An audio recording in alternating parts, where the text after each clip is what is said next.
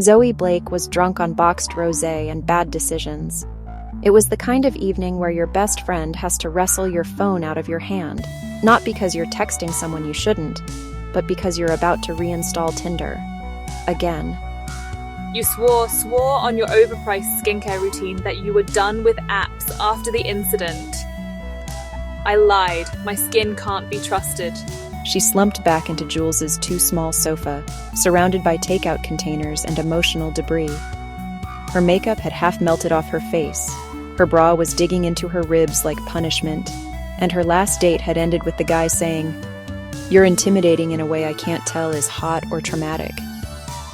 Which, honestly, was fair.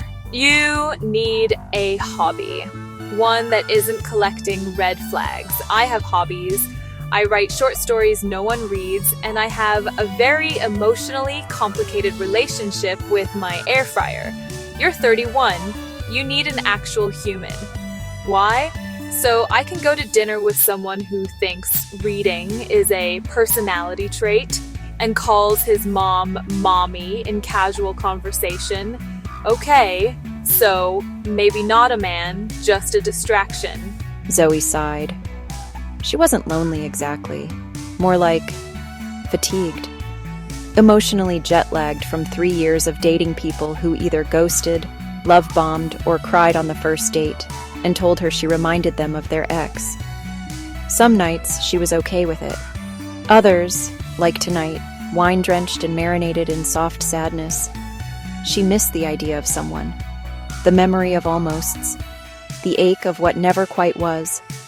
And in that particular category, one person sat uncomfortably, permanently, Liam Mercer.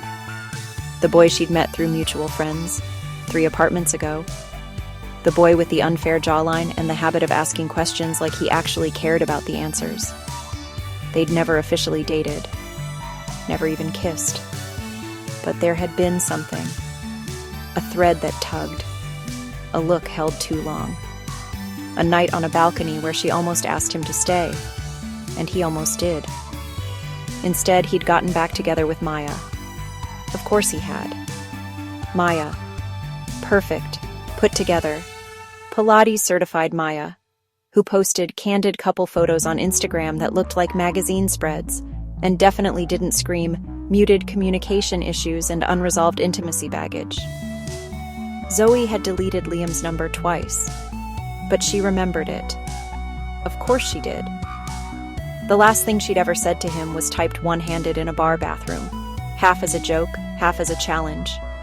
Text me when you're single, LOL. He never had.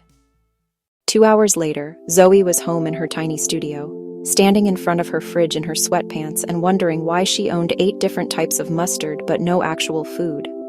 The silence felt loud. Her phone buzzed.